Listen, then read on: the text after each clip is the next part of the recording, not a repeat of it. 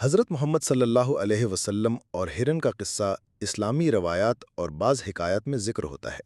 اگرچہ یہ قصہ زیادہ تر کتب فضائل و حکایات میں آتا ہے اور محدثین کے نزدیک اس کی سند زیادہ مضبوط نہیں ہے، لیکن عوام میں یہ معروف ہے۔ ہرن غزال کا قصہ ایک مرتبہ کا واقعہ ہے کہ ایک شخص نے ایک ہرنی یعنی مادہ ہرن کو پکڑ کر باندھ دیا۔ اتنے میں رسول اکرم صلی اللہ علیہ وسلم اس طرف سے گزرے۔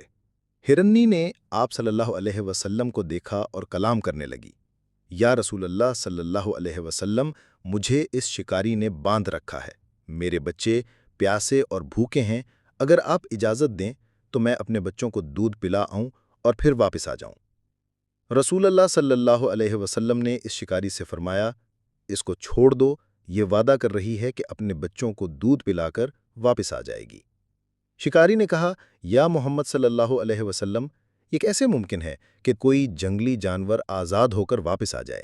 آپ صلی اللہ علیہ وسلم نے فرمایا، یہ وعدہ کر رہی ہے اور یہ جھوٹ نہیں بولے گی۔ چنانچہ شکاری نے حضور صلی اللہ علیہ وسلم کی بات مان کر ہرنی کو چھوڑ دیا۔ وہ دوڑتی ہوئی اپنے بچوں کے پاس گئی، انہیں دودھ پلایا اور پھر فوراً واپس آ گئی اور اپنے آپ کو اسی جگہ پیش کر دیا جہاں سے آزاد ہوئی تھی۔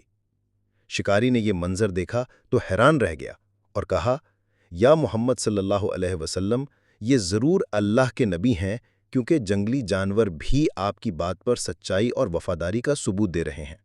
پھر اس نے اس ہرنی کو حضور صلی اللہ علیہ وسلم کی خوشی کے لیے آزاد کر دیا۔ سبق: اس قصے سے رحمت عالم صلی اللہ علیہ وسلم کی شفقت اور مخلوقات پر مہربانی ظاہر ہوتی ہے۔ یہ بھی سبق ملتا ہے کہ حضور صلی اللہ علیہ وسلم کی سچائی اور امانت داری ایسی تھیں کہ جانور بھی ان پر اعتماد کرتے تھے۔